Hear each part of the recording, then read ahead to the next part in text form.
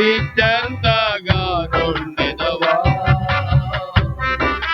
పాప ఫలితము నరకామి వినుము విడిపించే వారెవరు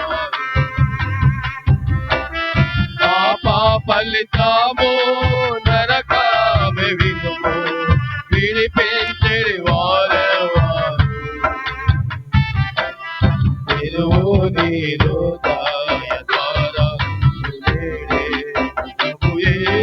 నందే రక్షణ కలదు నిర్లక్ష్యముగా జీవించనేలా నిర్లక్ష్యముగా జీవించనేలా ఉన్నది నీ కొరకే పరము నాకే ఊరి హృదయమును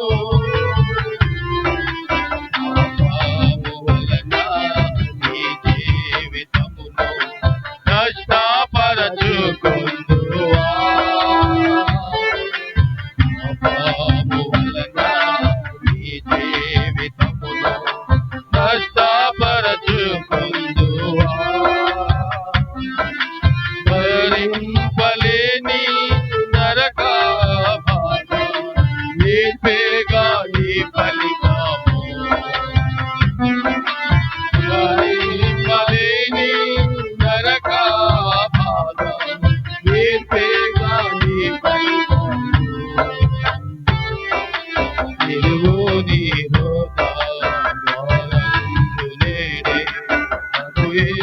నందే రక్షణ కలదు నిర్లక్ష్యముగా జీవించనేలా నిర్లక్ష్యముగా జీవించనేలా ఉన్నది నీ కొరకే పరము నాకే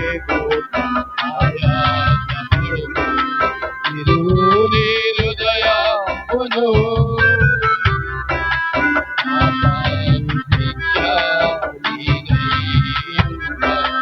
నిన్ను రక్షించి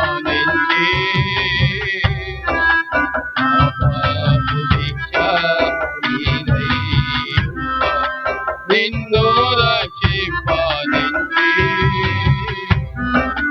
సిలువాదమలు భరించి నీకే రక్తము కాచేగా సిలువాదమలు నీకై రక్తము కాచేగా నీవు నీ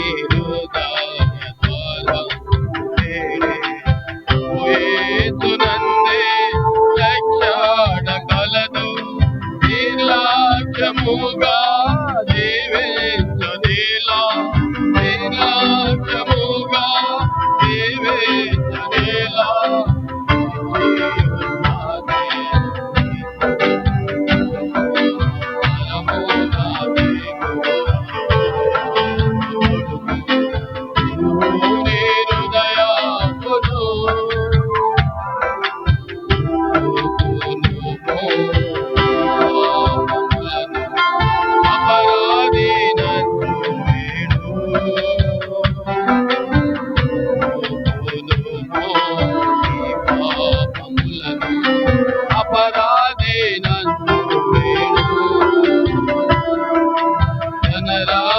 మందు కడుగును నిన్ను రక్షణ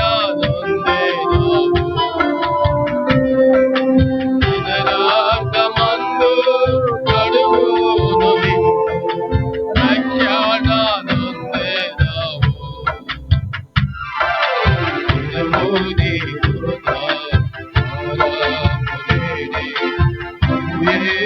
నందే రక్షణ కలదు నిర్లక్ష్యముగా జీవించనేలా నిర్లక్ష్యముగా జీవించనేలా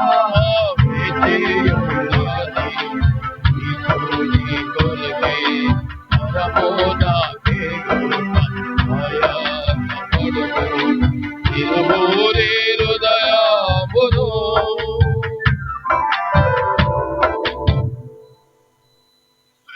పాట సంఖ్య 419. పేద నరుని రూపం ధరించి యేసురాజు నీ చెంత నిలిచే.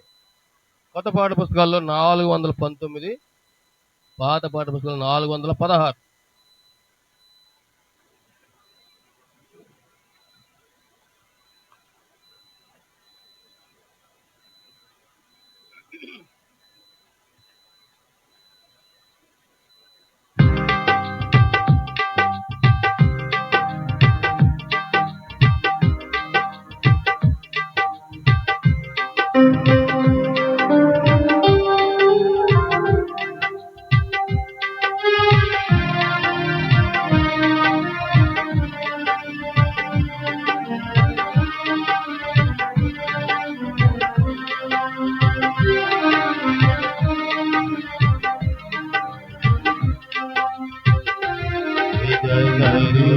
రూపము ధరించి యేసురాజుని చెంత నిలచే. అంగీకరించు ఆయనను, అంగీకరించు ఆయనను. నరుని రూపము ధరించి యేసురాజుని చెంత నిలచే. అంగీకరించు ఆయనను, అంగీకరించు ఆయనను. కల చేతులందు కొట్టబడే ముండ మగుటము శిరసున పెట్టబడే.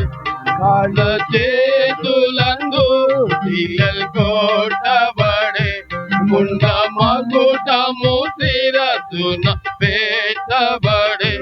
నింద వేదన శ్రమలను సహించెనెను, చిందే తనదు పాపముకై దీనుడై నిన్ను పిలచుచుండే. దీనుడై నిన్ను పిలచుచుండే. నరుని రూపము ధరించి యేసురాజుని చెంత నిలచే. అంగీకరించు ఆయనను, అంగీకరించు ఆయనను. నరుని రూపము ధరించి యేసురాజుని చెంత నిలచే. అంగీకరించు ఆయనను, అంగీకరించు ఆయనను. తలవాచుటకు ఇలా తలమెలేదు, తప్పి తీర్చుకొనా దొరకలేదు. తలవాచుటకు ఇలా తలమెలేదు, తప్పి తీర్చుకొనా దొరకలేదు. నన్ను ఆదరించు వారెవరు లేరు, ప్రియ రక్షకుడు సిలువలో వేలాడే.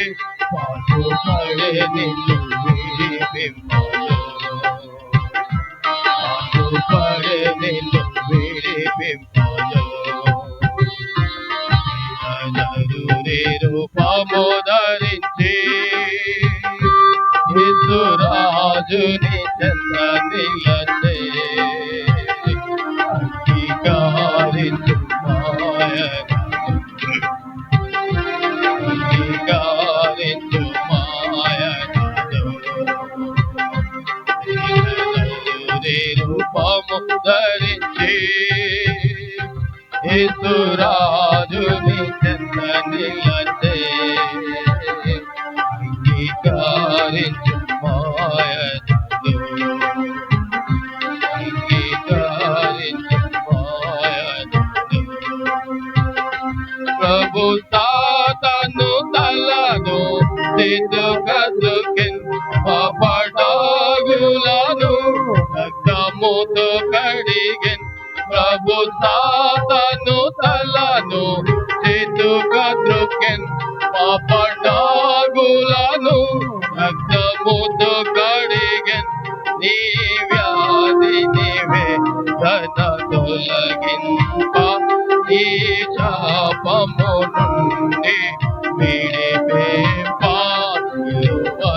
విజయము పొందే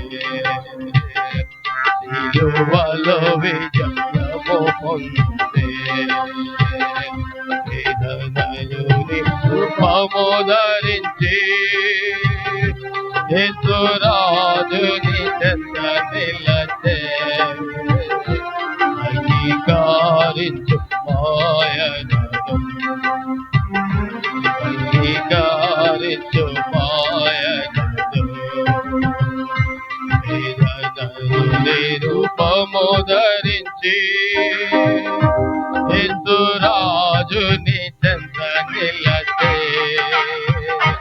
అంగీకరించు మాయనను అంగీకరించు మాయనను మాయాలోకమును నీవు నమ్మకుము మనుషుల మనసు మారిపోవు నీలా మాయాలోకమును నీవు నమ్మకుము మనుషుల మనసు మారిపోవు నీలా నిత్య దేవుని ప్రేమను నమ్మి నీవు నిశ్చయముగా ప్రభువులో ఆనందింప రమ్ము విశ్వాసముతో రమ్ము విశ్వాసముతో వేదనయుని రూపము ధరించి యేసురాజుని చెంత నిలచే అంగీకరించు మాయనను అంగీకరించు మాయనను వేదనయుని రూపము ధరించి యేసురాజుని చెంత నిలచే అంగీకరించు మాయనను అంగీకరించు మాయనను సమసించెద వేళ ఓ ప్రియుడా ప్రియ యేసునియో నకులేచి రమ్ము సమసించెద వేళ ఓ ప్రియుడా ప్రియ యేసునియో నకులేచి రమ్ము ఈ లోకముని యువని శాంతిని ఈ దినమే ప్రభువు నీకొసగా ప్రేమతో నిన్ను పిలచుచుండే ప్రేమతో నిన్ను పిలచుచుండే వేదనయుని రూపము ధరించి యేసురాజుని చెంత నిలచే అంగీకరించు మాయనను అంగీకరించు మాయనను వేదనయుని రూపము ధరించి యేసురాజుని చెంత నిలచే అంగీకరించు మాయనను అంగీకరించు మాయనను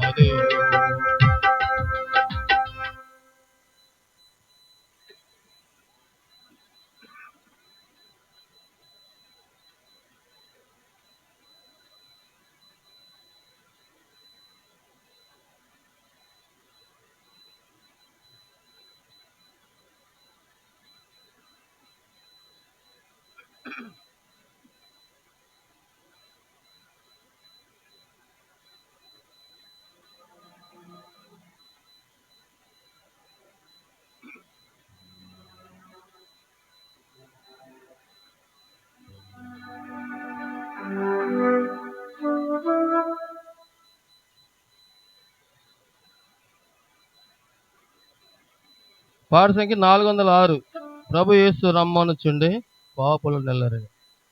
కొత్త పాటల పుస్తకం 406, పాత పాటల పుస్తకం 403.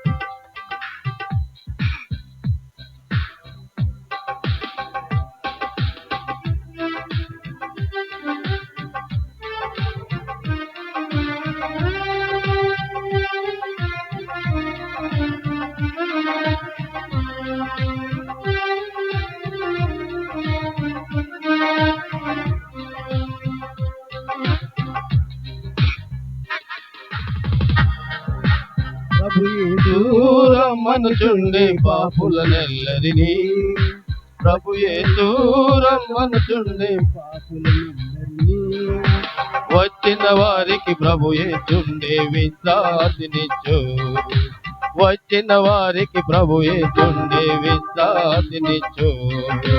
ప్రభు యేసు రమ్మనుచుండే పాపులనెల్లరినీ, ప్రభు యేసు రమ్మనుచుండే పాపులనెల్లరినీ, వచ్చిన వారికి ప్రభు యేసుండే విశ్రాంతినిచ్చు, వచ్చిన వారికి ప్రభు యేసుండే విశ్రాంతినిచ్చు. ప్రభు యేసు లోకంలో మానవులెల్లా ఘోర పాపములు చేసి, లోకములో మానవులెల్లా ఘోర పాపములు చేసి, దేవుని మహిమకు దూరమైపోయిరి, దేవుని మహిమకు దూరమైపోయిరి. మానవుల నీతి క్రియలు మురికి పెలిగిలే, మానవుల నీతి క్రియలు మురికి పెలిగిలే. ప్రభు యేసు రమ్మనుచుండే పాపులనెల్లరినీ, ప్రభు యేసు రమ్మనుచుండే పాపులనెల్లరినీ, వచ్చిన వారికి ప్రభు యేసుండే విశ్రాంతినిచ్చు, వచ్చిన వారికి ప్రభు యేసుండే విశ్రాంతినిచ్చు. ప్రభు యేసు క్రీస్తు నందు ఏ పాప దోషము లేదు, ప్రభు యేసు క్రీస్తు నందు ఏ పాప దోషము లేదు. రానుపై వేలాడెనుగా మన దోషముల కొరకై, రానుపై వేలాడెనుగా మన దోషముల కొరకై, మరణము గెలిచి విజయమునిచ్చి నీతిగా తీర్చే, మరణము గెలిచి విజయమునిచ్చి నీతిగా తీర్చే.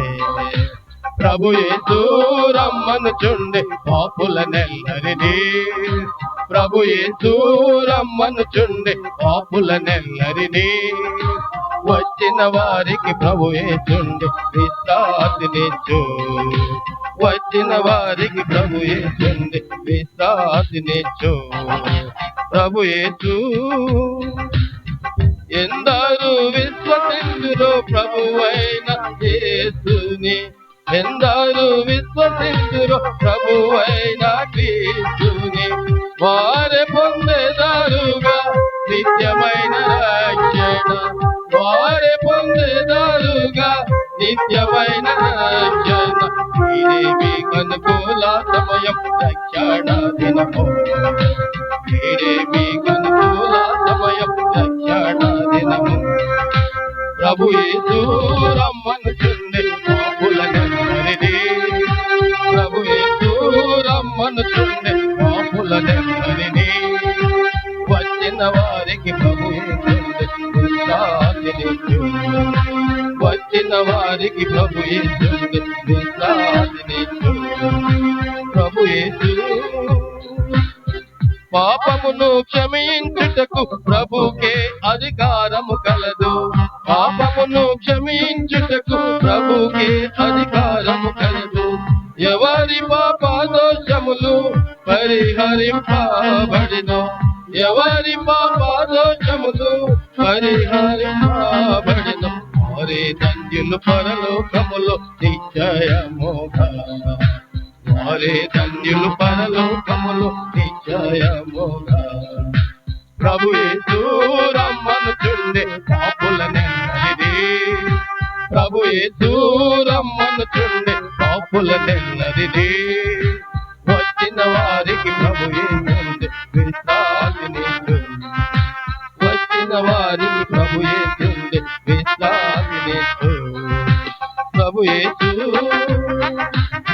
పరలోకపు తండ్రికి పుత్రులు విశ్వాసించిన వారేగా, పరలోకపు తండ్రికి పుత్రులు విశ్వాసించిన వారేగా, తీర్పు మరణము లేక జీవము పొందేదారు, తీర్పు మరణము లేక జీవము పొందేదారు. పరిపూర్ణులుగా కడుగాబడుడి యేసుని రక్తములో, పరిపూర్ణులుగా కడుగాబడుడి యేసుని రక్తములో. ప్రభు యేసు రమ్మనుచుండే పాపుల నెల్లరిని ప్రభు యేసు రమ్మనుచుండే పాపుల నెల్లరిని వచ్చిన వారికి ప్రభు యేసు విశ్రాంతినిచ్చు వచ్చిన వారికి ప్రభు యేసు విశ్రాంతినిచ్చు ప్రభు యేసు రమ్మనుచుండే ప్రభు యేసు పాపుల నెల్లరిని ప్రభు యేసు రమ్మనుచుండే పాపుల నెల్లరిని వచ్చిన వారికి ప్రభు యేసు విశ్రాంతినిచ్చు వచ్చిన వారికి ప్రభు యేసు విశ్రాంతినిచ్చు ప్రభు యేసు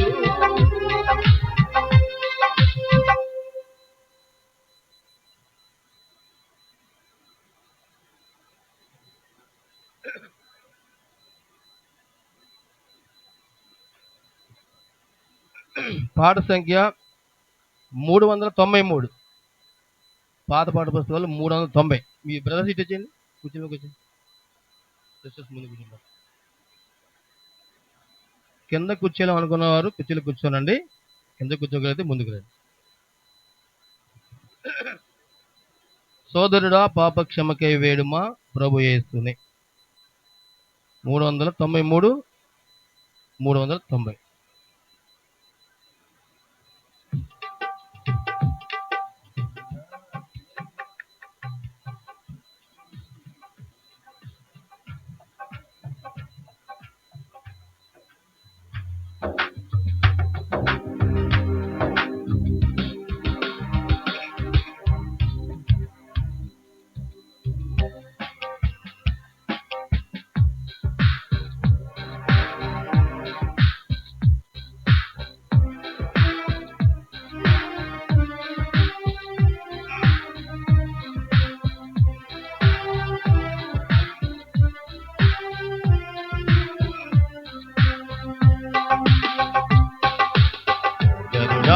పాప క్షమకై వేడుమా ప్రభు యేసుని కరుణా పాప క్షమకై వేడుమా ప్రభు యేసుని యేసుని రాజ్యము సమయము వచ్చెను యేసుని రాజ్యము సమయము వచ్చెను రక్షణను పొందేదావు నీవు విశ్వాసించినా రక్షణను పొందేదావు నీవు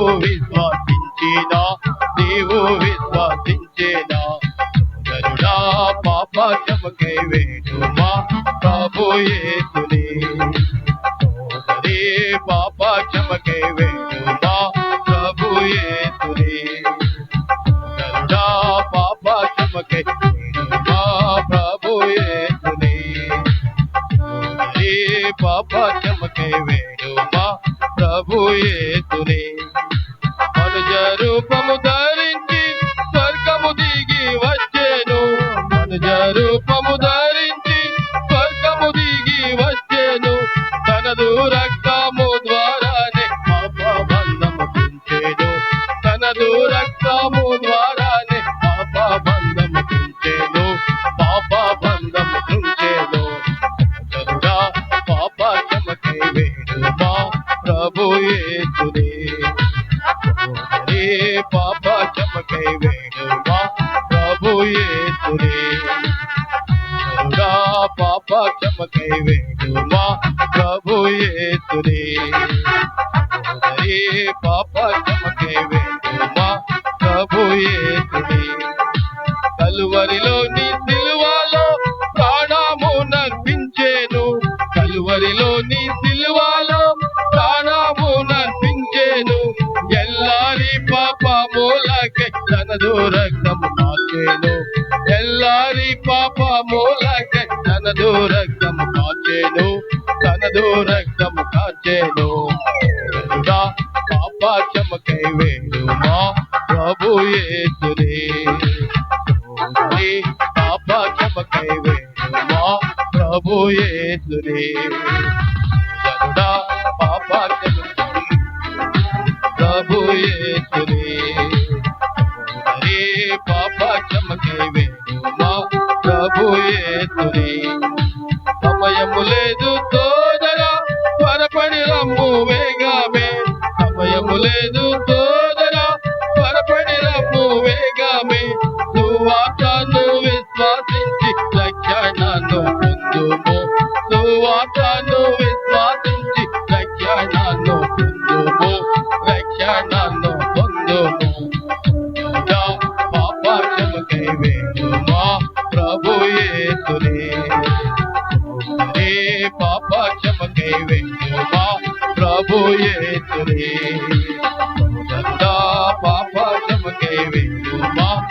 ప్రభు యేసునే ఏ పాప క్షమకై వేడుమా ప్రభు యేసునే పాప సగరమునందు ఎంత కాల ముందువు పాప సగరమునందు ఎంత కాల ముందువు పాప సగరము నుండి యేసు ప్రభు విడిపించును పాప సగరము నుండి యేసు ప్రభు విడిపించును యేసు ప్రభు విడిపించును పాప క్షమకై వేడుమా ప్రభు యేసునే పాప క్షమకై వేడుమా ప్రభు యేసునే పాప క్షమకై వేడుమా ప్రభు యేసునే పాప క్షమకై వేడుమా ప్రభు యేసునే. బైబిల్ పలబాడదాం. ఈ బైబిల్ తేనెగూడు, ఈ బైబిల్ రుచి మధురం, ఈ బైబిల్ తేనెగూడు, ఈ బైబిల్ రుచి మధురం, తేనె కంటే తీపి జుంటె తేనె దారులు అని పాట పాడుకుందాం.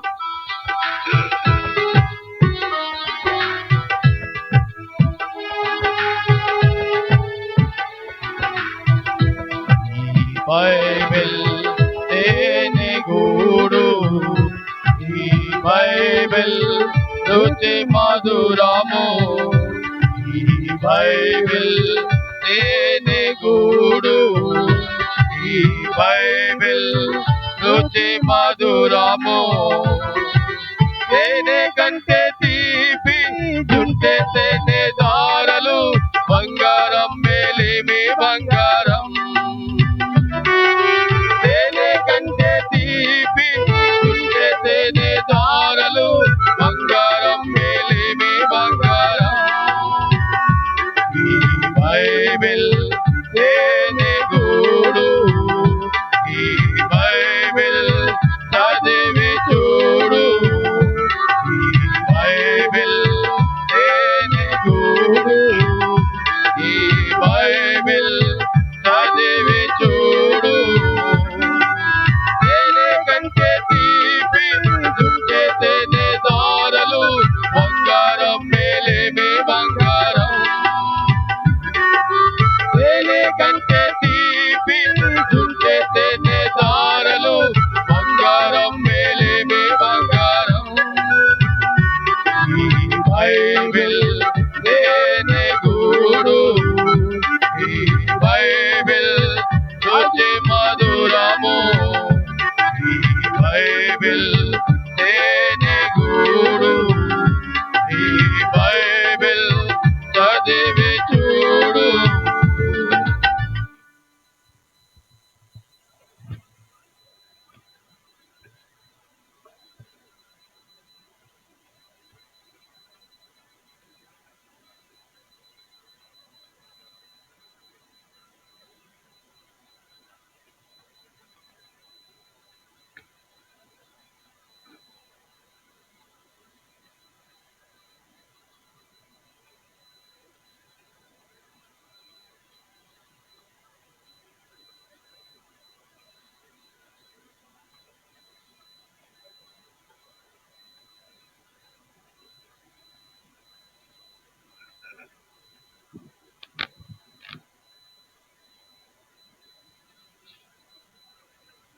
చేరవచ్చిన మీ అందరికీ కూడా యేసుక్రీస్తు నామములో వందనములు తెలియజేస్తా ఉంటున్నాం. రండి, రాత్రికాల సమయంలో మనము దేవుని యొక్క గొప్పతనాన్ని, యేసుక్రీస్తు ప్రభువారిని గురించి, ఆయన గొప్పతనాన్ని గురించి, ఆయన ఎంతటి అధికారం కలిగిన దేవుడో, అలాంటి దేవుడు భూమి మీదకి ఎందుకు వచ్చినాడో మనము జ్ఞాపకం చేసుకుంటాం.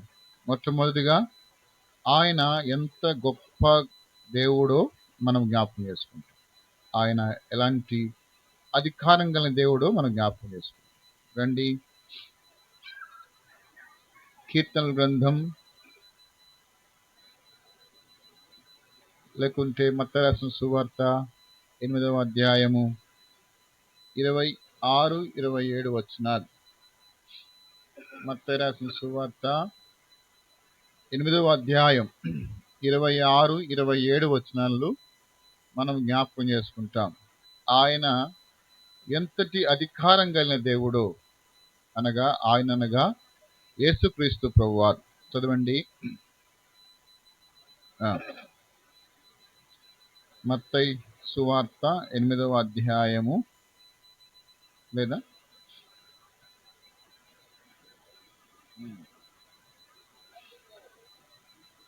అందుకు ఆయన, అల్ప విశ్వాసులారా ఎందుకు భయపడుతున్నారని వారితో చెప్పి లేచి గాలిని సముద్రమును గద్దింపగా మిక్కిలి నిమ్మలమాయెను. ఆ మనుషులు ఆశ్చర్యపడి, ఈయన ఎట్టివాడో, ఈయనకు గాలియు సముద్రమును లోబడుచున్నవని చెప్పుకొనిరి. కాబట్టి ఈనాడు నీవు నేను ఎరిగిన ఈ గొప్ప దేవుడు ఎలాంటి వాడయ్యా అంటే, ఎలాంటి వాడు? సృష్టి మీద అధికారం కలిగిన వాడు. గాలిని, తర్వాత సముద్రమును గద్దింపగా. కాబట్టి అంటే ఏంటి? ఈ సృష్టిలో ఏమున్నవి? గాలి, సముద్రం ఉన్నవి. కాబట్టి ఈ సృష్టిని దేవుడు చేసినాడు. కాబట్టి ఎవరైతే చేయగలుగుతాడో, ఎవరైతే చేస్తారో వారికే అధికారం ఉంటుంది. అవి వారు చెప్పినట్టుగా వింటాయి. అలాగే నీవు నేను చెప్పినట్టుగా ఒక్కొక్కసారి మనం పెంచుకున్న జంతువులు వినవు, కానీ యేసుక్రీస్తు ప్రభు వారికి ఆయన ఎలాంటి అధికారం ఉందంటే సృష్టి ఆయనకి లోబడుచున్నది. కాబట్టి ఆయన సృష్టి మీద అధికారం కలిగిన దేవుడు. రెండవది చూడండి, మార్కు రాసిన సువార్త 2వ అధ్యాయం 10వ వచనం. మార్కు రాసిన సువార్త 2వ అధ్యాయం 10వ వచనం. అయితే పాపములు క్షమించుటకు భూమి మీద మనుష్య కుమారునికి అధికారం గలదు. కాబట్టి రెండవది దేవునికి ఎవరంట? ఈ దేవుడు అనగా యేసుక్రీస్తు ప్రభు వారికి ఏముందంట? పాపములను క్షమించుటకు అధికారం కలిగిన దేవుడు. మన పాపములు క్షమించబడాలి అంటే నీవు నేను మనము చేసే సొంత ప్రయోజనాలు, లేకుంటే సొంత ఆలోచనలు, లేక సొంత ప్రయత్నాలు, లేకుంటే బలుల ద్వారా మనము మన పాపములను క్షమించుకోలేం. పోనీ పాపములు క్షమించబడ్డాయి, లేకుంటే మనం మన పాపములు ఇంకొకరికి చెప్పుకుంటే మన పాపాలు అతను చెప్పుకున్న వ్యక్తి క్షమించడం కష్టము. ఎవరికి అధికారం ఉందంటే మన పాపములు క్షమించే అధికారము మనుష్య కుమారునికి, అనగా ఎవరు? ఆయన యేసుక్రీస్తు ప్రభు వారికి ఏముందంట? అధికారం ఉంది. దేని మీద? పాపములను క్షమించే అధికారము యేసుక్రీస్తు ప్రభు వారికే ఉన్నది. ఇది రెండవది. మూడవది యోహాను రాసిన సువార్త 10వ అధ్యాయం 18వ వచనం. యోహాను రాసిన సువార్త 10వ అధ్యాయం 18వ వచనం. ఎవడును నా ప్రాణము తీసుకొనడు, నా అంతటా నేనే దాన్ని పెట్టుచున్నాను. పెట్టుటకు అధికారం ఉంది, దాన్ని తీసుకోవటకు కూడా నాకు అధికారం ఉంది. కాబట్టి నాడు యేసుక్రీస్తు ప్రభువారు ఎలాంటి అధికారం ఉందంటే ఆయనకు ప్రాణము పెట్టే అధికారం ఉంది, ప్రాణమును. కాబట్టి ఈ లోకంలో ఉన్న ఏ అధికారికి కూడా ప్రాణం మీద అధికారం లేదండి. ఎంత గొప్ప అధికారి అయినా సరే, ఎంత గొప్పవాడైనా సరే, సైంటిస్ట్ అయినా సరే, లేకుంటే రాజకీయ నాయకులైనా సరే, తర్వాత ఇంకెవరు, సేవకులైనా సరే, ఇంకెవరైనా సరే, ఎవరు కూడా మనుషుని యొక్క ప్రాణం మీద అధికారము, ఆఖరికి డాక్టర్ కూడా లేదు. అర్థమైందండి? డాక్టర్ కూడా మన వల్ల కాదంటాడు. ఆయన నా ప్రయత్నం చేస్తానమ్మా, తర్వాత దేవుడే చూడాలా అంటాడు. అంటే దానికి అర్థం ఏంటి? నా చేతిలో ఏమి లేదని స్పష్టంగా ఒప్పుకున్నాడు ఆయన. కాబట్టి ఈ దేవుడు యేసు ప్రభువు ఏమన్నాడంటే, నా అంతట నేనే ప్రాణం పెడుతున్నాను, లేకపోతే ఎవరు కూడా నా ప్రాణాన్ని తీసుకోలేరు. తర్వాత నా అంతట నేనే తిరిగి వాళ్ళ ప్రాణాన్ని నేను. కాబట్టి దేవుడు మూడవది, ఈ దేవుడికి ఏముంది? దేని మీద అనుకుంది? ప్రాణం మీద అధికారం ఉంది. ఆయనకి ప్రాణం మీద అధికారం ఉంది. ఆడు మనకు తెలియదు. ఈ ప్రాణము ఎవరి చేతిలో ఉన్న సంగతి ఎరగక మనం ఏం చేస్తూ ఉంటామంటే ఆ ప్రాణం దక్కించుకోవడానికి అనేకమైన ప్రాంతాలకు వెళ్తా ఉంటాం, అనేకమైన స్థలాలకు వెళ్తా ఉంటాం, అనేకమైన వ్యక్తుల దగ్గరికి పోతా ఉంటాం. అయ్యా, నా దగ్గర 10 లక్షలు ఉన్నాయి, లేకుంటే 2 కోట్లు ఉన్నాయి, ఎట్లా చేసి నా ప్రాణాన్ని నువ్వు తిరిగి కాపాడాలని ప్రాధాయపడతాం. వాళ్ళు ఏం చేస్తారండి? మీ దగ్గర డబ్బులు తీసుకొని గారడి చేసి ఏమంటారు? మా వల్ల కాదు, తీసుకెళ్ళిపో అంటాడు. అర్థమైందండి? కాబట్టి నాడు యేసుక్రీస్తు ప్రభువారికి ఏముందంట? అధికారం దేని మీద? ప్రాణం మీద. ఒకటి సృష్టి మీద అధికారము, రెండోది పాపములు క్షమించే అధికారము, మూడోది ప్రాణము పెట్టే అధికారం ఉంది. నాలుగవది యోహాను రాసిన సువార్త 5వ అధ్యాయం 23వ వచనం. 5వ అధ్యాయం 23వ వచనం. యోహాను రాసిన సువార్త 5:23. ఆ ఆ ఆ ఆ కుమారునికి అప్పగించి ఉన్నాడు. కాబట్టి తండ్రిని ఘనపరచినట్లుగా ఎవరినంట? కుమారుణ్ణి కూడా ఘనపరచాలి. లేకపోతే ఏమవుతుందండి? మానవుని ఘనపరచకపోయినా పెద్ద సమస్య ఏం కాదండి. అర్థమైందండి? మానవుని ఘనపరచకపోయినా పెద్ద ఫరకే ఉండదండి. అంటే ఎంత పెద్ద ఏముండంత విలువే ఉండదు. కానీ కుమారుడు అనగా యేసుక్రీస్తు ప్రభువానికి ఆయనకి చెందవలసిన ఘనత ఆయనకి రాకుండా ఏ మనుషుడికైనా వెళితే ఏం చేస్తాడంట దేవుడు? ఏం చేస్తాడంట? రాయబడింది, నేను వారిని ఎందుకంటే తీర్పులోనికి తీసుకొస్తా అంటున్నాడు. అనగా దేవునికి ఏముందంట? తీర్పు తీర్చే అధికారం ఉంది. ఎవరికి?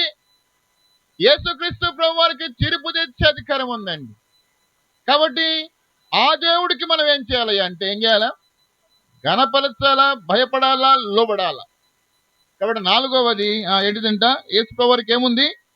తీర్పు తీర్చే అధికారం ఉంది. కాబట్టి ఇప్పుడు మనం ఏం చేయాలి అని అంటే రండి ఒక మాట చూస్తాం. సామెతల గ్రంథం 3వ అధ్యాయం 6వ వచనం. సామెతల గ్రంథం 3వ అధ్యాయం 6వ వచనం. నీ ప్రవర్తనంతటియు ఆయన అధికారమునకు ఒప్పుకొనుము. కాబట్టి ఇప్పుడంట ఆ తీర్పులోనికి మనం రాకుండా ఉండాలి అంటే ఏం చేయాలా? ఆయన అధికారమునకు మనం ఏం చేయాలా? ఒప్పుకోవాలండి. అనగా మనం ఆయన కిందికి సరెండర్ అవ్వాలి, ఆయన కిందికి రావాలి. ఒక అధికారి కింద ఏ విధంగా అయితే ఇంకొక ఉద్యోగస్తుడు ఉంటాడు, అలాగే నాకు తెలిసిన ఒక బ్రదర్ ఉన్నాడు, రైల్వే డిపార్ట్మెంట్లో జాబ్ చేస్తాడు. ఆయన చదువుకుంది తక్కువేనండి, కానీ దేవుడు ఆయన ఎంత స్థాయికి ఎదిగించాడంటే 80 మంది ఇంజనీర్లు పనిచేస్తారని కింద. ఎంతమంది? 80 మంది ఇంజనీర్లు పనిచేస్తారు. చూడండి, అంటే ఇప్పుడు ఆయన ఎవరు? అధికారి. కాబట్టి అధికారి, ఆ అధికారి అయినా కానీ ఎవరికి లోబడాల్సిందే? ఆయన ప్రవర్తన. కాబట్టి ఆయన ఎప్పుడు ఎక్కడున్నా కానీ ఖచ్చితంగా దేవుణ్ణి ఘనపరుస్తాడు, మందిరానికి వెళ్తాడు, ఖచ్చితంగా దేవునికి ఇవ్వాల్సింది ఆయన దేవునికి అందజేస్తాడు. అనగా సమయమే కానీ ఏదైనా కానీ. కాబట్టి ప్రియమైన దేవుని బిడలారా, మన జీవితంలో మనం జ్ఞాపకం చేసుకోవాలా? తీర్పులోనికి రాకుండా ఉండాలంటే మన ప్రవర్తనంతటిని కూడా ఆయన అధికారానికి ఏం చేసుకోవాలా? ఒప్పుకోవాలా, లోబర్చుకోవాలా. ఎందుకనగా ఆయన సృష్టి మీద అధికారం కలిగిన దేవుడు, రెండవది పాపముల మీద అధికారం కలిగిన దేవుడు, మూడవది ప్రాణం మీద అధికారం కలిగిన దేవుడు, నాలుగవది తీర్పు మీద అధికారం కలిగిన దేవుడు, ఐదవది ఆయన ఎవరంట? ఆయన మన ప్రవర్తన మీద నా ఇష్టం, నా శరీరం నా ఇష్టం, ఏంటి నువ్వు అడిగేదేంటి అంటారు. ఎవరండి? మనం కడుపున పెట్టిన మన బిడ్డలా అంటారు. అవునా కదా? నా ఇష్టం, నేను పెద్దవాడిని అయినాను, ఏంటి నువ్వు నాకు చెప్పేది? నా జాగ్రత్త నువ్వు చెప్పేదేంటి? కాబట్టి ఎందుకని? ఇప్పుడు నాకంటూ వయసు వచ్చింది కాబట్టి, నాకంటూ జ్ఞానం వచ్చింది కాబట్టి, కానీ అది మర్చిపోతున్నాడు. ఏమని? నేను ఎక్కడి నుంచి వచ్చాడనే సంగతి మర్చిపోతున్నాడు. దేని బిడ్డలారా, దేవుడు ఎంత గొప్పవాడో మనం చూస్తా వచ్చు. ఇంత గొప్ప వాడైన దేవుడు మానవుడు కొరకై భూమి మీదకి దిగి వచ్చాడు. ఎందుకు ఆయన దిగి రావాల్సిన కారణం ఏంటి అని అంటే, రండి లూకా రాసిన సువార్త 19వ అధ్యాయము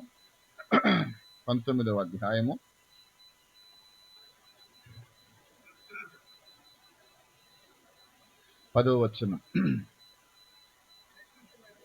నశించిన దానిని వెదకి రక్షించుటకు ఆ మనుష్య కుమారుడు వచ్చునని అతనితో దేనికంట? నశించిన దానిని. ఏం నశించింది? ఎవరు నశించినారు? దేని కొరకు? నశించిన దానిని వెదకి రక్షించడం కొరకు. దేని నుంచి? మానవుడు దేని నుంచి దేని ద్వారా నశించిపోయినాడు? రండి ఒక 3 విషయాలు చూస్తాం. మత్తయి రాసిన సువార్త 20వ అధ్యాయం 28వ వచనం. మత్తయి రాసిన సువార్త 20వ అధ్యాయం 28వ వచనం. అలాగే మనుష్య కుమారుడు పరిచారము చేయించుకున్నట్టుకు రాలేదు గాని పరిచారము చేయుటకును అనేకుల కొరకు ప్రతిగా విమోచన క్రయధనముగా తన ప్రాణం ఇచ్చుటకు వచ్చనని చెప్పెను. దేని కొరకు వచ్చాడంట దేవుడు? ప్రాణం ఇవ్వట. దేని కొరకు అంటే? దేని నుంచి అంట? విమోచన క్రయధనముగా. విమోచన క్రయముగా. దేని నుంచి విమోచన? రండి కీర్తన గ్రంథం 130వ అధ్యాయంలోకి వెళ్తాం. దేని నుంచి విమోచన? దేని నుంచి అని అంటే,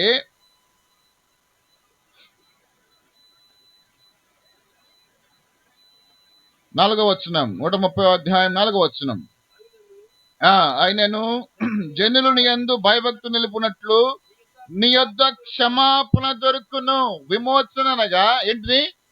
క్షమాపణ. దేని నుంచి క్షమాపణ అని అంటే కింద రాయబడిన మాట 8వ వచనం. ఇశ్రాయేలుల దోషముల నుండి ఆయన వారిని విమోచించును. కాబట్టి దోషముల నుండి క్షమాపణ. ఈనాడు మానవుడి యొక్క జీవితంలో, నా జీవితంలో మనకి దేనికంటే క్షమాపణ? మన దోషముల నుండి, పాపముల నుండి క్షమాపణ. ఆఖరికి మనము ఉండే ప్రభుత్వం కూడా ఏం చేస్తుందంటండి? ఏం చేస్తుంది? మనం చేసిన తప్పుకి ఏం చేస్తుంది? శిక్ష వేస్తుంది. ఇది ప్రభుత్వం తీరు, లోకం తీరు. కానీ ఈ దేవుడు, ఏ దేవుడు? సృష్టికర్త, అధికారం కలిగిన దేవుడు. ఈయన ఏం చేస్తుంది అంటే మన పాపముల మీద క్షమాపణ, మన దోషానికి క్షమాపణ ఇస్తాడు. అంటే నువ్వెంత ఘోర పాపివైనా సరే యేసు ప్రభు దగ్గరికి వచ్చి, ప్రభువా నన్ను క్షమించు, నా పాపములు కడుగు, నా బ్రతుకు మార్చు, నన్ను నీ మార్గంలో జీవించుకు సహాయం చేయి అయ్యా. ఒకవేళ నీ జీవితంలో నువ్వు కొన ఊపిరిలో ఉన్నా సరే, నీ ప్రవర్తన అంతటిని ఆయనకు అధికారం ఇస్తే దేవుడు నీకేం చేస్తాడు? నీ యొక్క జీవితానికి వెలుగునిస్తాడు, నిన్ను విమోచిస్తాడు, నీ దోషమును క్షమిస్తాడు, నీ పాపములను క్షమిస్తాడు. మన ఇంట్లో మన పిల్లలు తప్పు చేస్తున్నా కూడా మనం ఏం చేస్తామండి? ఏం చేస్తాం? ఎన్నిసార్లు క్షమిస్తారు చెప్పండి? మీరు క్షమిస్తాను కదా, చెప్పండి ఎన్నిసార్లు క్షమిస్తారు? ఎన్నిసార్లు క్షమిస్తారండి? మేము ఒక ఊర్లో సేవ చేసేటప్పుడు పాపం ఆయనకి ఎవరు లేరు, భర్త లేడు, చనిపోయింది. కూతురు ఒక్కతే. కూతురుని సొంత తమ్ముడు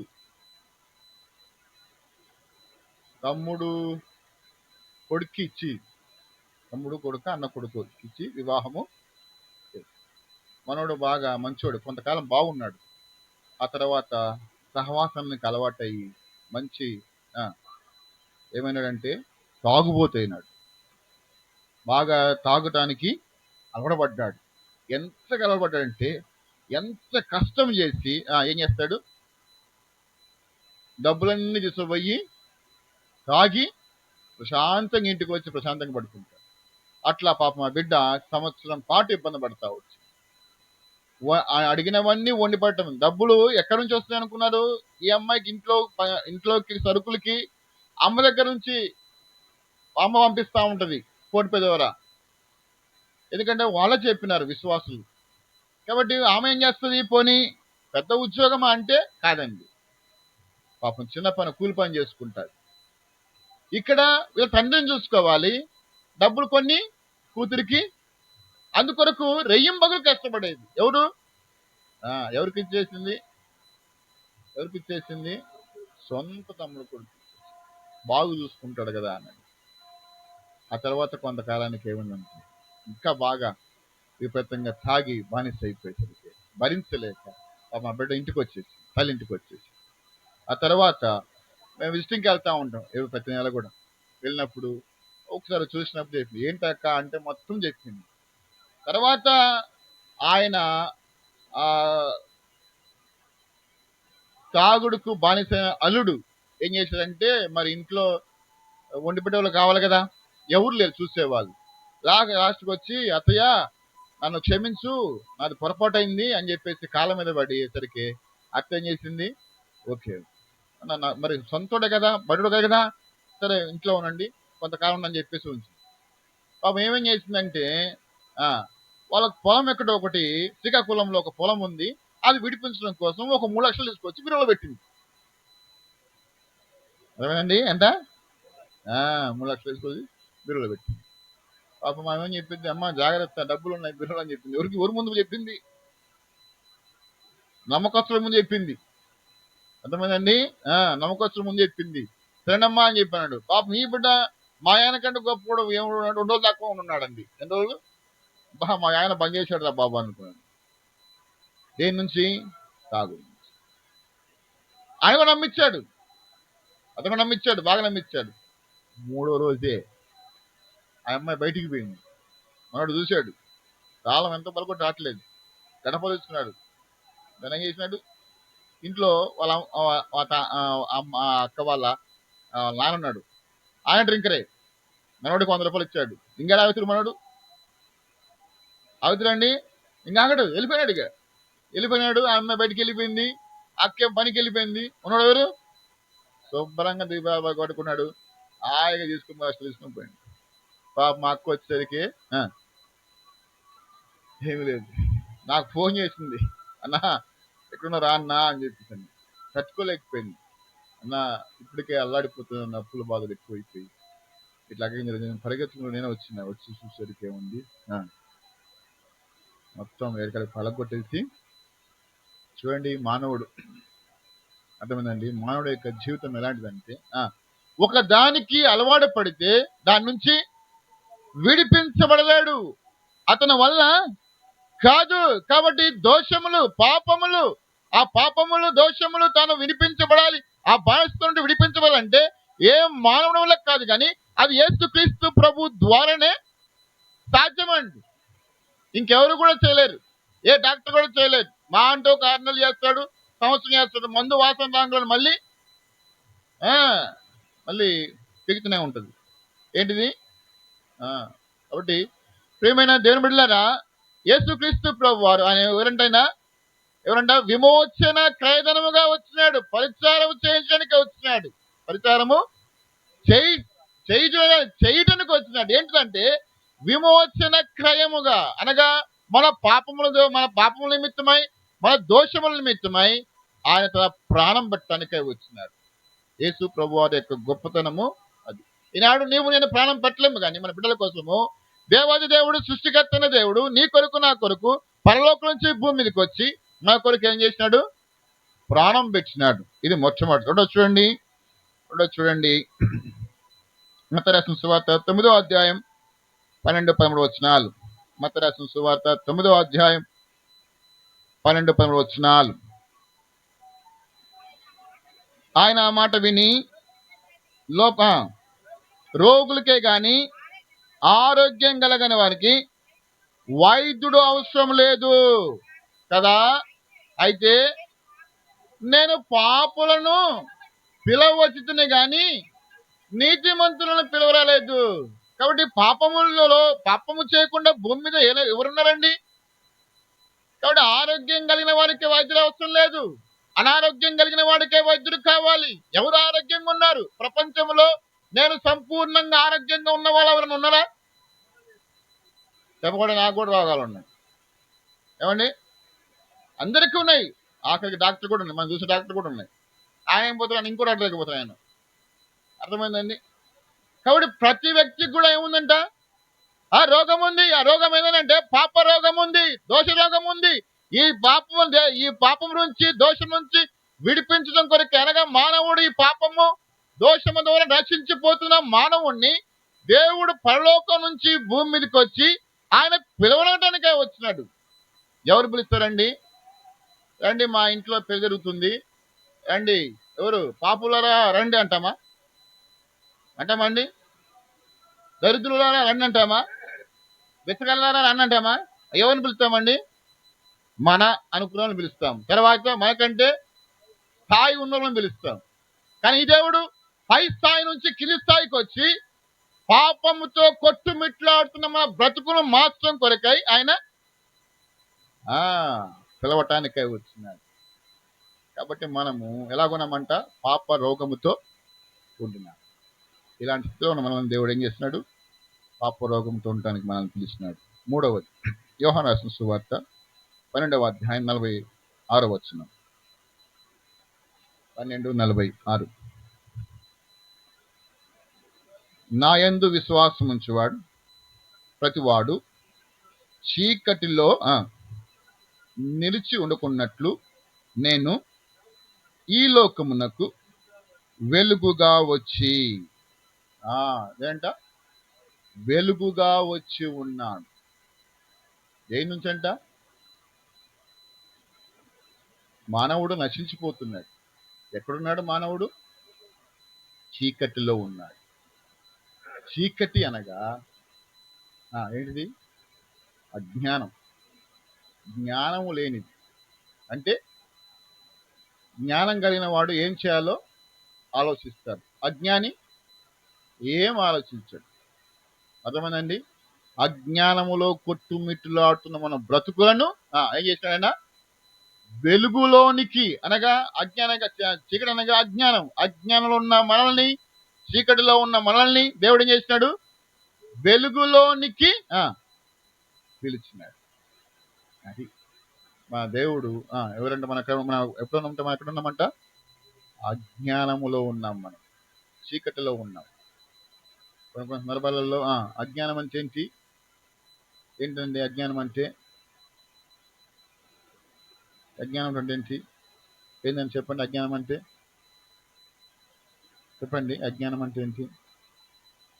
జ్ఞానం లేని వాడే అజ్ఞాని. అంటే వాడు ఏం చేస్తున్నాడు వాడికి తెలియదు. అలాగే ఒకప్పుడు మన జీవితంలో ఎలా కొనమంట? ప్రేమైన దేవుని బిడ్డలారా, ఈనాడు నీ జీవితంలో నీవు ఒకలా చీకటిలో జీవిస్తున్నావా?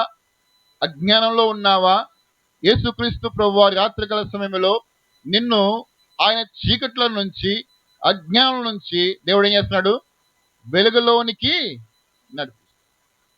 ఆయన వెలుగులో నడిపించడం కొరకై ఈ రాత్రికాల సమయంలో నేను పిలుస్తున్నాడు. నీవు పాపములో ఉన్నావు, ఆయన నిన్ను పిలుస్తున్నాడు. నువ్వు చీకట్లో ఉన్నావు, ఆయన నిన్ను పిలుస్తున్నాడు. నువ్వు దోషంతో కప్పబడి ఉన్నావు, నిన్ను పిలుస్తున్నాడు. నశించిపోవడానికి సిద్ధంగా ఉన్నావు, నిన్ను పిలుస్తున్నాడు. చూడండి, ఆది కాండంలో మనం చూస్తాం, ఇలా నశించిపోవడానికి సమీపంగా అనగా నశించిపోతున్న మానవుణ్ణి దేవుడు పరలోకం నుంచి భూమి మీదకి ఎందుకు వచ్చినాడు అంటే వెలుగును నడిపించడం కొరకు. ఆది కాండం 3వ అధ్యాయం 7వ వచనం. అజ్ఞానం అనగా ఏంటి అంటే పాపం. ఆది కాండం 3వ అధ్యాయం 7వ వచనం. అప్పుడు వారిద్దరి కన్నులు తెరవబడెను, తాము దిగంబరులమని తెలుసుకొని అంజూరపు ఆకులు కుట్టి తమకు కట్టడములను చేసుకొనిరి. ఏం చేశారంటే అప్పుడు వారిద్దరు కనులు తెరవబడెను, వారు తాము దిగంబరులమని తెలుసుకొని అంజూరపు ఏమంట కట్టడములను చేసుకున్నారని. రోజు వస్తున్నాడు దేవుడు. ఉదయం వస్తున్నాడు, సాయంత్రం వస్తున్నాడు. బాగుంది, సావాసం బాగుంది, చక్కగా మాట్లాడుతున్నాడు. ఎక్కడ? ఏదేను చోటలో, దేవుడు ఏర్పాటు చేసిన స్థలములో, దేవుని సన్నిధి ఉన్న స్థలములో మానవుని దేవుడు పెట్టి వారిని అక్కడ ఆశీర్వదించి, మీరు విస్తరించండి, ఫలించండి, భూమిని నిండించండి, ఎందుకనగా నా స్వరూపంలో చేయబడారు మీరు. కాబట్టి ఇలాగా వారిని దేవుడు ఉదయము, సాయంత్రము, మధ్యాహ్నము దేవుడు వచ్చి వారితో సహవాసం చేస్తుండగా ఏం చేశారంట? వారి అజ్ఞానంలోనికి వెళ్ళిపోయినారు. అంటే జ్ఞానము లేకుండా వెళ్ళిపోయినారు. కారణం ఏంటంటే ఏంటి కారణం ఏంది? వారిని ఎవరంట మోసం చేసింది? వాళ్ళు ఏం చేశారు తెలుసా అండి? పాపము చేసిన తరువాత వారు దిగంబరమని ఎరిగి స్వప్రయోజనం చేసుకున్నారు. అర్థమైందండి? సొంత ప్రయత్నం చేసినారు. ఏంటి ఆ ప్రయత్నం అంటే దిగంబరం ఎప్పుడు తెలుసుకున్నారు, ఎమ్మటే పోయి ఏమండి ఆకులను తీసుకొని ఒకరోజు బాగుంటాయి. ఏంటివి? 2 రోజులు బాగుంటాయి, 3 రోజులు బాగుంటాయి, 4వ రోజు 5వ రోజు మరి కనబడదా దిగంబరాన్ని? అంటే వాళ్ళు ఏమనుకున్నారంటే, మేము చేసింది తప్పు, ఎవరు చూడరు, మేము దిగంబరం కాబట్టి ఇది మమ్మల్ని కప్పుతే అనుకున్నారు వాళ్ళు. ఏంటివి? ఆకులు. నశించిపోయే ఆకులను వారు ఏం చేస్తున్నారు? దాని దగ్గరికి పోయినారు. దేని దగ్గరికి? నశించిపోయే ఆకుల దగ్గరికి పోయినారు. ఎండిపోయే ఆకుల దగ్గరికి పోయినారు. దాన్ని ఆశ్రయించినారు. అవి వారి యొక్క దిగంబరత్వాన్ని కప్పలేవు. ఎందుకంటే అవి కూడా రాలిపోయాయండి, నశించిపోయాయి. కాబట్టి మానవుడు ఏం కోరుకున్నాడు? స్వప్రయోజనం కోరుకున్నాడు. అనగా ఎప్పుడైతే వారు దిగంబరుని 4వ రోజు 5వ రోజు వారి యొక్క ఆకులు, అంజూరపు ఆకులు ఊడతాయో, అవి మళ్ళీ పడిపోతాయో, మళ్ళీ వారు దిగంబరం తెలుసుకున్నప్పుడు వారికి ఏం కలుగుతుంది? సిగ్గు. పాపం మనుషులు ఏం చేస్తుందంట? సిగ్గుపరుస్తుంది.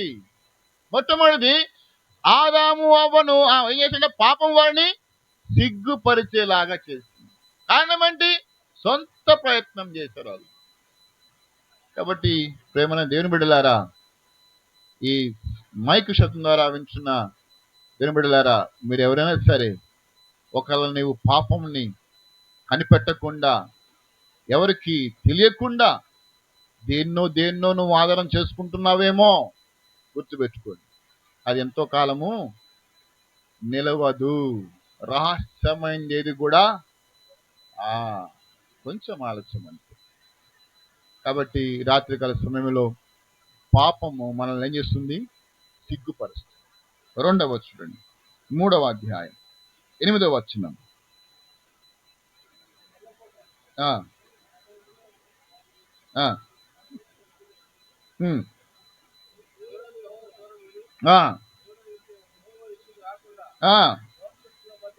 మధ్యను ఏం చేసిన? ఎవరిని చేసినట్ట? తోట చెట్ల మధ్యను దాగుకొనగా 9వ వచనము, దేవుడైన యెహోవా ఆదామును పిలిచి, నీవెక్కడున్నావని నిన్ను. చూడండి, ఏం చేశాడు దేవుడు? ఎప్పుడులాగా సహవాసం చేయాలి కదా, ఏమండి? సహవాసం చేయాలి కదా. కాబట్టి ఆ ప్రాంతంలో, ఏ ప్రాంతంలో? కొన్ని ప్రాంతంలో తిరగాలండి. తెలంగాణ ప్రాంతంలో తిరగాలి. వాళ్ళంతా పనులు అయిపోయినాక ఆడవాళ్ళు ఇంటికాడ ఉంటారు కదా, ఏం చేస్తారంటే స్త్రీలు బీడులు చుట్టుకుంటారు. ఇటు కూడా ఉందా లేదా? బీడులు చుట్టుకుంటారు. ఒకరోజు నేను విజిటింగ్ పోయేటప్పుడు చుక్క కూర్చొని ఆ యొక్క 3 అక్కలు కూర్చొని బీడు చుట్టుకుంటున్నారు మంచిగా. నేను ఆశ్చర్యపోయినాను. ఏంటక్క అంటే, బీడు చుట్టుకుంటున్నా, ఎంతో ఇస్తారంట మొత్తం మీద. ఏదో కదా, ఏదో పనికి పోవడం, డబ్బు వస్తుంది కదన్నా అని చెప్పానంటే, నేను అన్నాను, నీ చేతులతోటి బీడీలు తయారేసి తావండ్రా అని చెప్పి అంటున్నావు, నువ్వేం ప్రకటిస్తున్నావు స్వార్థ అని చెప్పాను. ఆ దెబ్బతో కథం ఇంకా మళ్ళీ నేనున్న 3 సంవత్సరాలు మళ్ళీ ఎవరు ముట్టుకోలేదు, పాపం అల్లాడిపోయింది.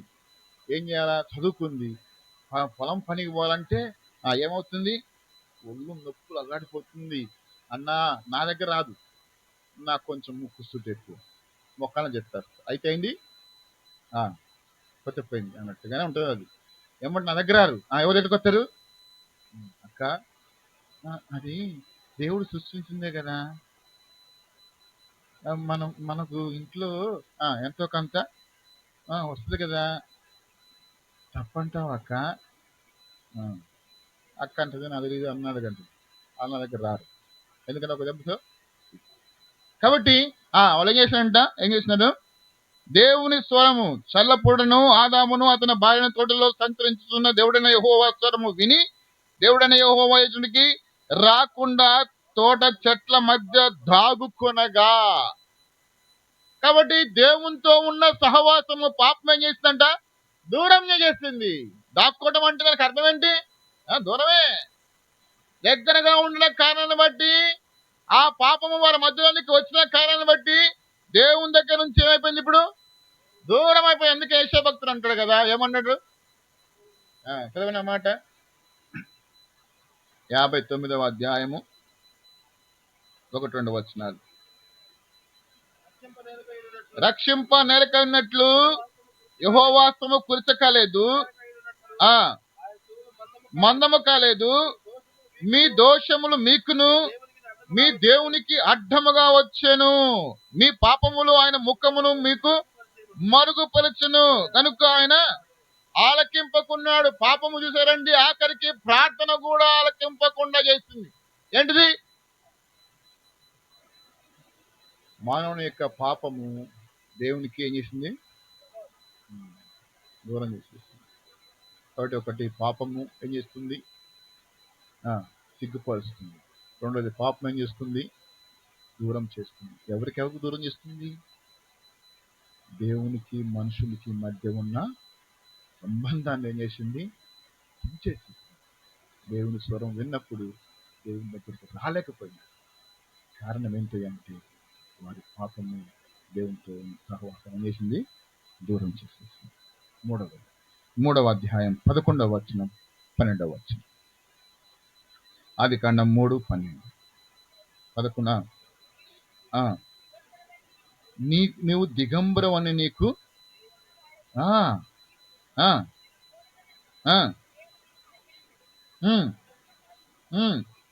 తింటివా అని అడిగాను. అందుకు ఆదాము, నాతో ఉండుటకు నీవు నాకు ఇచ్చిన ఈ స్త్రీ ఆ వృక్ష ఫలమును కొన్ని నాకు ఇయ్యగా నేను తించిన. నేను ఏమన్నాడండి దేవుడు? ఏమన్నాడు? ఎప్పుడైతే స్వరం అన్నప్పుడు దాక్కున్నారో, దూరం అయిపోయిందో, ఇప్పుడు ఏమంటున్నాడు? అందుకు నువ్వు దిగంబరం అని నీకు తెలిపిన వాడెవడు? నీవు తినకుండా నీకు ఆజ్ఞాపించిన వృక్షఫలంలో చింటివా అని అడిగాను. అందుకు ఇప్పుడు ఆదాము ఏమంటున్నాడు అంటే ఏంటి? ఇప్పుడు ఏంటండి? కాబట్టి ఒకరి మీద ఒకరు ఏం చేసినారు, నెపములు మోపుకుంటున్నారు. అర్థమైందండి? ఏమంటున్నాడు? తప్పు మోపుతున్నాడు. ఈ స్త్రీ నువ్వు నాకు ఇచ్చావు కదా, ఈ స్త్రీ మరి ఎందుకన్నా పైన నా ఎముకలు నా ఎముక, నా మాంసం నా మాంసం ఎందుకన్నావు? ఏమండి? పాపం వచ్చేసరికి ఏమంటున్నాడు ఇప్పుడు? నెపములు తప్పులు మోపుతున్నారు. కాబట్టి ఆదాము అవ్వ తప్పులు మోపుతున్నాడు, ఆదాము తప్పులు మోపుతా ఉంది. కాబట్టి పాపము మన వేస్తుందంట, తెలియకుండానే నెపములు మోపుతుంది. అర్థమైందండి? తెలియకుండానే ఏం చేస్తుంది? ఇతరుల మీద నెపము, తప్పు మోపటం. ఒకటి 4వది ఏమైంది చూడండి, ఎంత పాపము ఎంత చేసిందో. ఒకటి సిగ్గుపరిచింది, రెండవది దూరం అయిపోయినారు, మూడవది ఇతరుల మీద నెపం మోపే విధంగా చేసింది. ఏంటిది? పాపం. 4వది ఆదికాండం 3వ అధ్యాయం 17వ వచనం 18వ వచనం. నీవు నీ భార్య మాట విని తినవద్దని నీకు ఆజ్ఞాపించిన వృక్షఫలం తింటివి గనుక నీ నిమిత్తము నేల శపించబడి ఉంది. చూసారండి? నేను నీకు ఆజ్ఞాపించిన వృక్ష ఫలము తిని ఏం చేశాడు మానవుడు? ఎవరికి? భూమికి శాపం. చూడండి, మానవుడు చేసే పాపాన్ని బట్టి కాబట్టి పాపం ఏం చేసింది? శాపంలోనికి తీసుకొచ్చింది. అందుకే నువ్వు బ్రతికినంత కాలం ఏం చెయ్యి? చెమటవచ్చు. ఎవరన్నా చెమటవచ్చకుండా సంపాదిస్తున్న డబ్బులు చెప్పండి, ఉన్నారా? ఎవరు. కాబట్టి ఇప్పుడు భూమి ఏం చేసిందంట? ఎట్లా? 18వ వచనంలో ఏం రాయబడింది? అది ముండ్ల చెప్పులను గచ్చపుదలను మొలిపించును. చూసారండి, నువ్వు తెచ్చుకుని అంటే మనం చేసిన పాపము మన ఆరికాల కిందికే అబ్బా అనుకునే స్థాయికి వచ్చేసింది.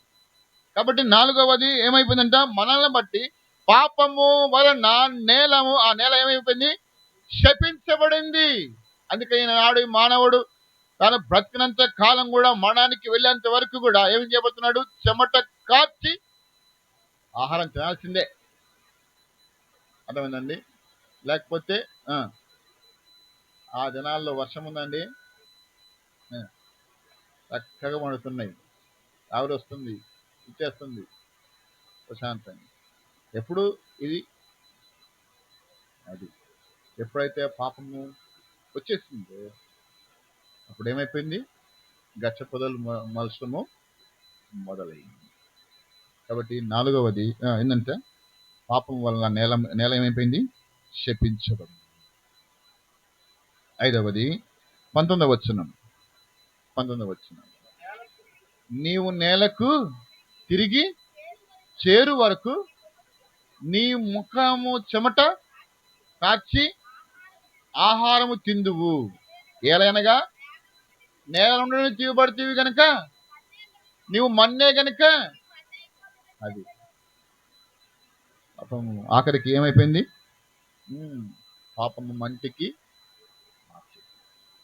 చూసారండి? కాబట్టి మానవుడి యొక్క పాపము ఎక్కడ అయిపోయిందంటే ఆఖరికి ఎక్కడి నుంచి మనం తీయబడ్డామో, దేవుడు ఎక్కడ పెట్టాడో, ఏ స్థాయిలో పెట్టాడో, ఎంత విలువిస్తున్నాడో ఆ విలువని మానవుడు ఏం చేస్తున్నాడు? పాపము ద్వారా దేవుని దగ్గర స్థానం పోగొట్టుకున్నాడు. మన ముఖం చూడకుండా అయిపోయింది. తర్వాత నేల శపించబడింది. పాపం ఏమైపోయింది? సిగ్గుకరంగా మారిపోయింది. పాపం ఏమైపోయింది? చివరికి మంటిలోనికే వెళ్ళే పరిస్థితి ఏర్పడింది. కాబట్టి మొట్టమొదటిది పాపం ఏం చేసింది? మనల్ని సిగ్గుపరుస్తుంది. అర్థమైందా? 2వది పాపం మనల్ని దూరం చేస్తుంది, దేవుని యొక్క సహవాసం నుంచి దూరం చేస్తుంది.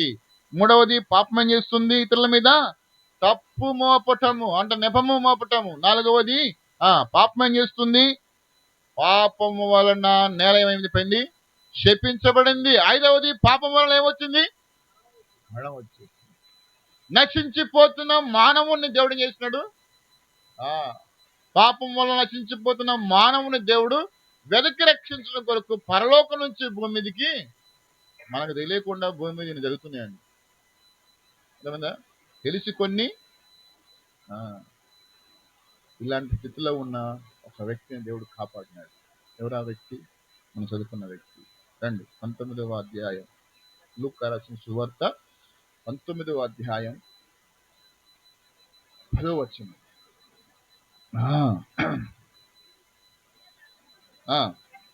వెదకి రక్షించుటకు మనుష్య కుమారుడు వచ్చనని అతనితో చెప్పెను.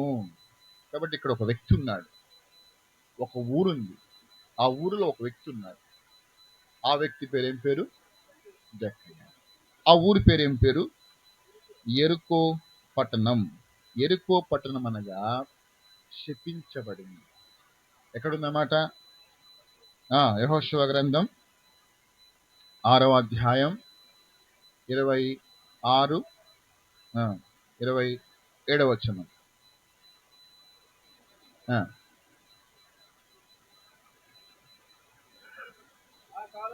ఆ కాలమున యెహోషువ ఆజ్ఞాపించును, పూనుకొనును, శాపగ్రస్తుడగును, సచ్చును. చూసారండి, మరి శాపము మామూలు అందులో నివసించే వారికి, తర్వాత కట్టేవారికి. ఎవరినంటే తీసుకునేది? ఇంతగా కష్టాలు సంపాదించి దేవుడి కోసం అండి. వాళ్ళు లేకపోతే ఇంకేం లాభం? అవునా కదండి? కాబట్టి ఎరుకో గోడలంట చాలా పెద్దవండి. ఎంత పెద్దవి? ఒకేసారి 7 రథాలు గుర్రాలు పోయేంత అంత పెద్ద విశాలమైందండి. అర్థమైందా? ఏమైపోయిందంట? మామూలు విషయం అంటే, నువ్వు పాపము చేస్తే నువ్వు ఎంత పెద్దనా సరే, నువ్వెక్కడ దాక్కున్నా సరే, ఆఖరికి అండర్గ్రౌండ్లో ఇంతవరకు కూడా మానవుడు భూమిని తవ్వింది 12 కిలోమీటర్ల వరకే తవ్వాడు. ఇంకా అంతకంటే ముందుకు పోలేకపోతుంది. ఎందుకు? వేడికి ఎంత విలువైనా సరే ఆ ఇనుము ఏమైపోతుందంట? కరిగిపోతుంది, బలపడట్లేదు. మానవుని యొక్క బలపడట్లేదు, అంతవరకే పోవట్లేదు. కాబట్టి కింద ఏముంది? అగ్ని ఆరదు, పురుగు. మరి ఇంకేమే నువ్వు పెట్టే ఏంటిది ఆ ఇనుము ఇంకేం ఆగిద్ది? కాబట్టి ప్రేమైన వినబిడ్డలారా, ఆ ఎరుకో పట్టణం ఏమైపోయిందంట? శపించబడిన ఎరుకో పట్టణంలో ఎవరున్నారు? జక్కయ్య 2వ వచనం, దాని గుండా పోవుచుండెను, ఇదిగో సుంకపు గుత్తాదారుడును ధనవంతుడైన జక్కయ్య అను మారు పేరు గల ఒకడు. గుర్తుపెట్టుకోండి, జక్కయ్య అనే పదానికి అర్థం ఏంటయ్యా అంటే ఎవరు? పవిత్రుడు. అర్థమైందండి? ఎవరు జక్కయ్య అనే పేరుకి అర్థము? కానీ గుణమేమో అర్థమైందండి. ఒకటి, ఎవరున్నారు ఆ ఊర్లో? జక్కయ్య ఉన్నాడు. రెండవది, ఆయన ఉద్యోగస్తుడు. మూడవది, ఆయనకి ఏముందండి? అదే ఉద్యోగం అంటే అధికారే. మూడవది 9వ వచనం రాయబడింది, అందుకు యేసు, ఇతడును అబ్రహాము కుమారుడే. ఎందుకు? కాబట్టి జక్కయ్య ఎక్కడ తీసుకెళ్ళాడు? తన ఇంటికి తీసుకెళ్ళినాడు. అంటే దానికి అర్థం ఏంటి? ఇంటికి తీసుకెళ్ళాలంటే దానికి ఏమున్నట్లు లెక్క? కుటుంబం ఉంది అండి, ఉన్నా కదండి. అంటే ఒక మనిషికి ఏం కావాలో అన్నీ ఉన్నవి కదండి, అన్ని కూడా ఉన్నవి. ఆయన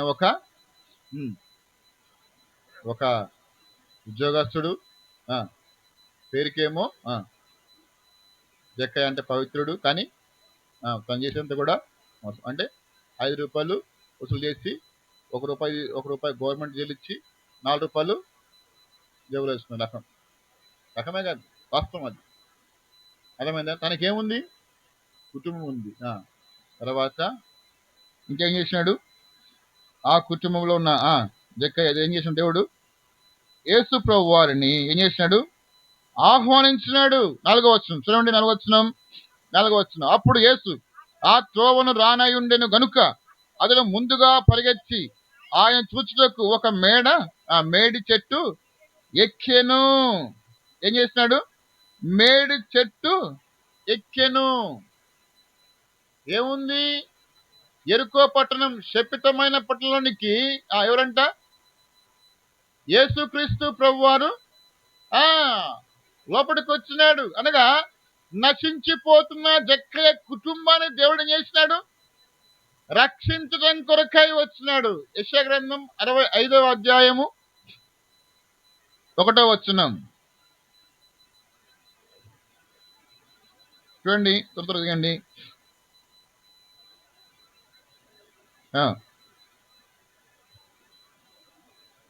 65:1.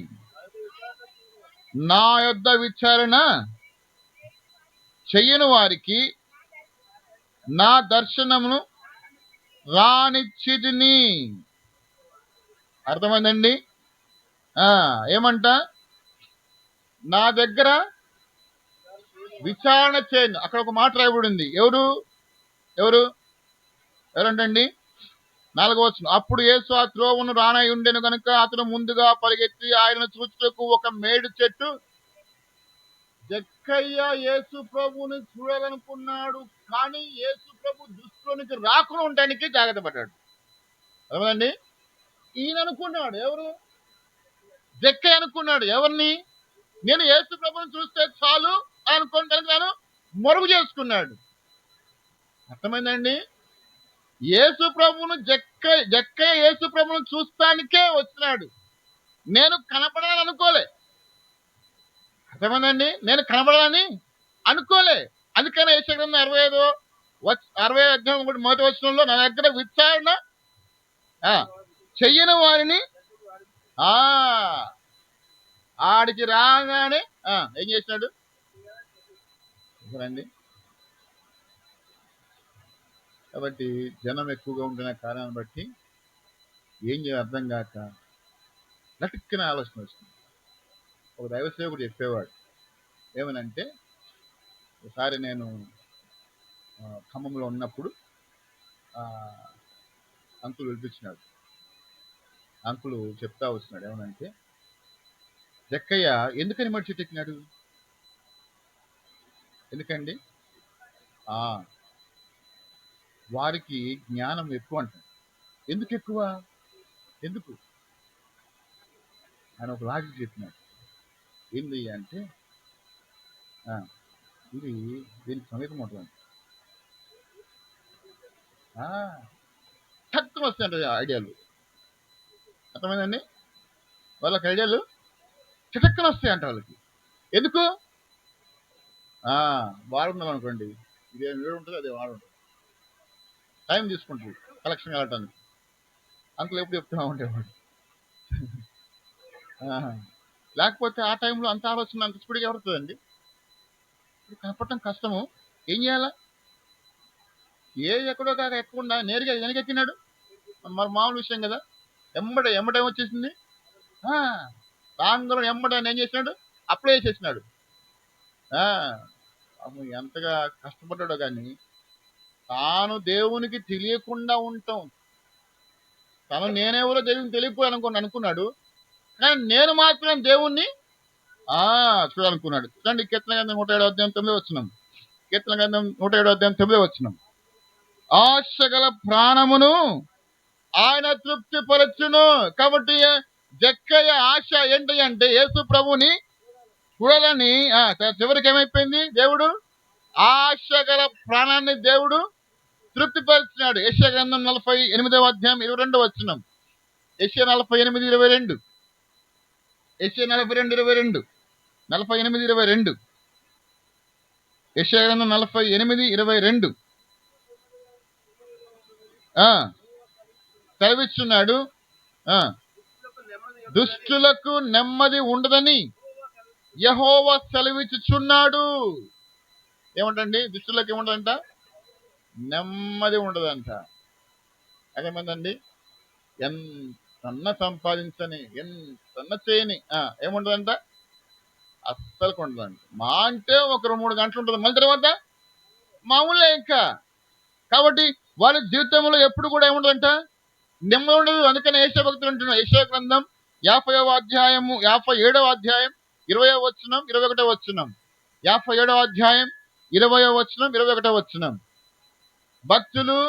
భక్తిహీనులు సముద్రపు వంటి వారు, అది నిమ్మలింపనెలదు.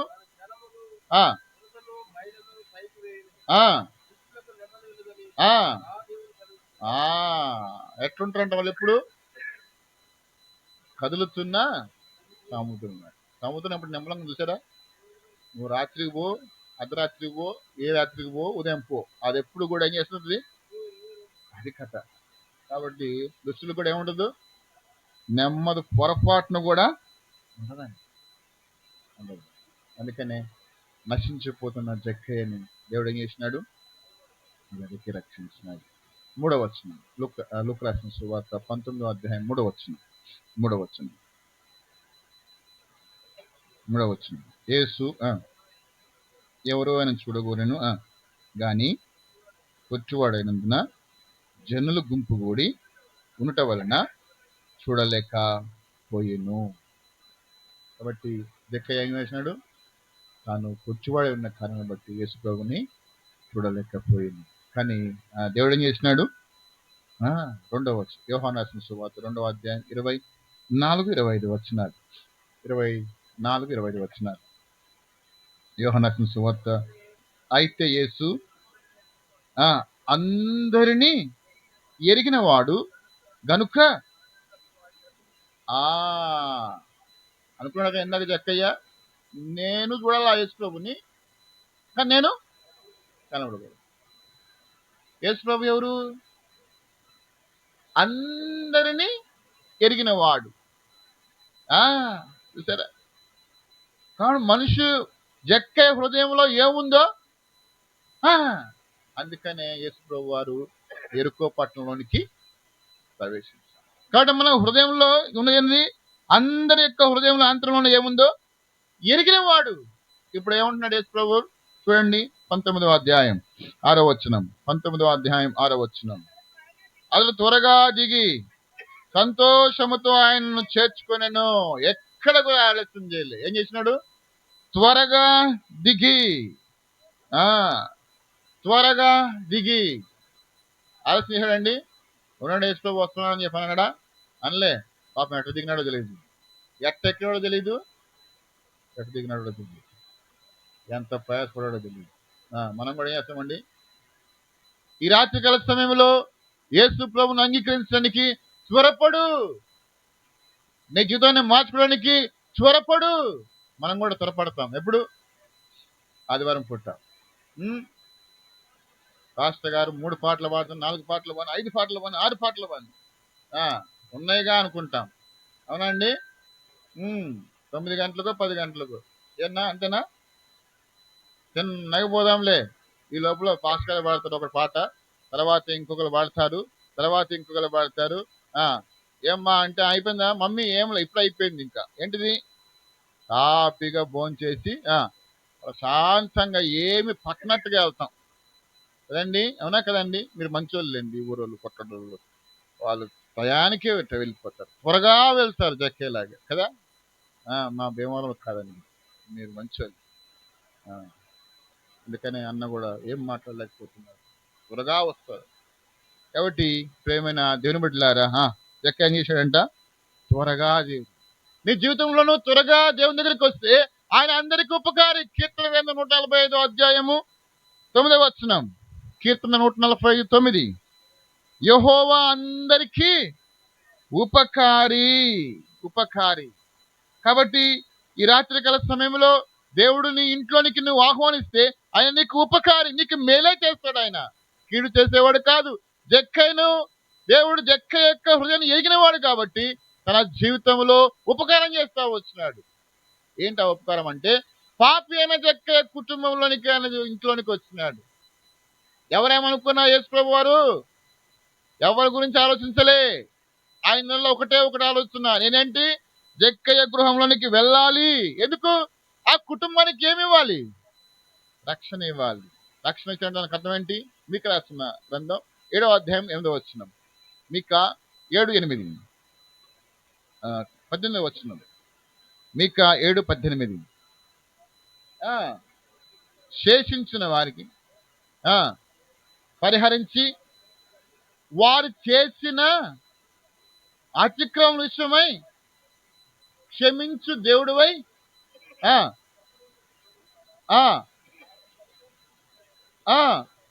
అది కథ ఏంటండి?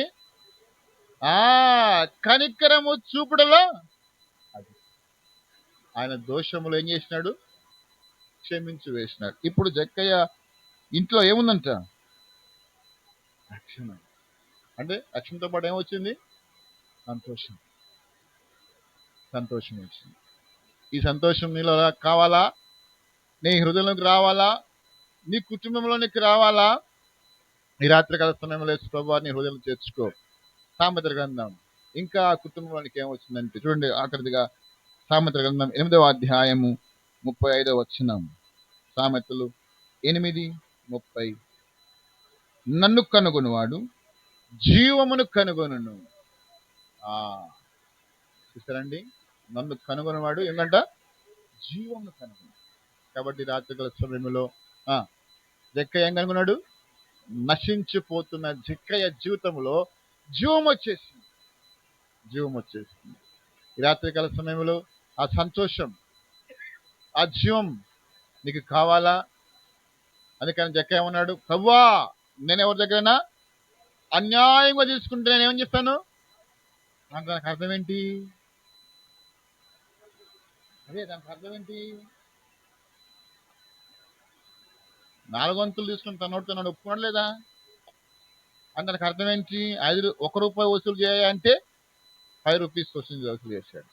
రూపాయికి 5 రూపాయలు 4 రూపాయలు వసూలు వేసి 4. ఇందులో ఒకటేమో రాజుగారి నమ్మకం నీ అర్థం ఎందుకు అప్పుడు అనుకున్నాను. అందుకని అన్నాడు, నేను ఏమనిద్దాను?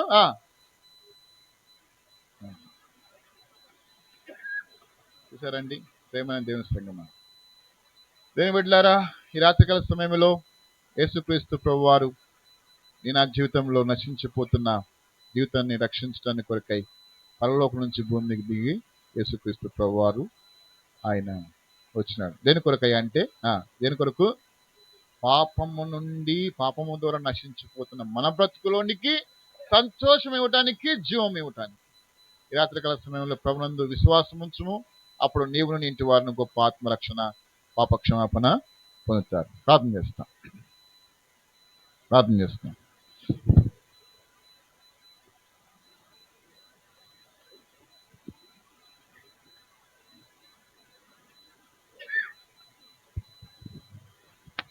చేసుకుందామండి.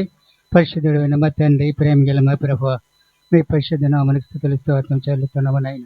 ఈ రాత్రికాల సమయంలో మీ సేవకులు మా మధ్యలో తీసుకొచ్చి నేను ప్రియగృహం దగ్గర ఈ కూడికని ఏర్పాటు చేస్తున్నారు. ఇప్పటివరకు ఎన్నో ఆత్మీయ సత్యాలు మాకు ఇచ్చారు ప్రభువా. నశించిన దానిని వెతికి రక్షించడానికి మనిషి కుమారుడు వచ్చాడు. నిజమే, మేము శాపగ్రస్తులుగా నశించిపోతుండగా నాయన మన తండ్రి అయిన దేవాని కుమారుని లోకాన్ని మా కొరకు పంపించినారు ప్రభువా. నాయన కరుణించి సహాయం చేయండి. నిజమే, మా పాపములు మేము ఒప్పుకున్నప్పుడు ప్రభువా మీరు క్షమించే దేవుడు. పాపములు క్షమించటకు మనిషి కుమారునికి భూమి మీద అధికారం కలదని మేము విన్నాం ప్రభువా. పాపములను క్షమించడానికి మనిషి కుమారునికి భూమి మీద అధికారం కలది. లోకములో ఏ అధికారి ఎవరు కూడా మా పాపములు క్షమించలేరు ప్రభువా.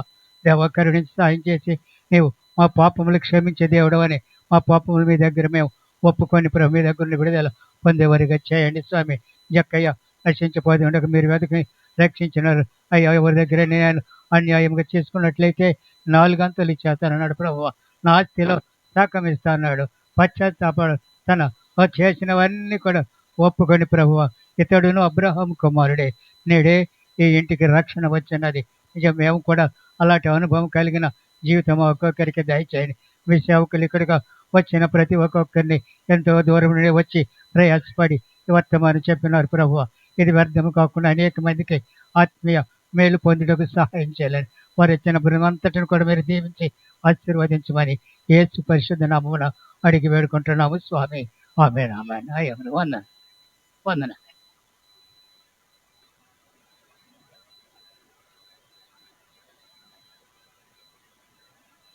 ఆ తండ్రిని దీని ప్రేమ, ప్రభువైన యేసుక్రీస్తు కృప, పరిశుద్ధాత్మ సహవాసం ఇక్కడ చేరిన మనందరికీ సర్వలోకమున సకల పరిశుద్ధులకు సదాకాలం తోడై ఉండును గాక. ఆమేన్.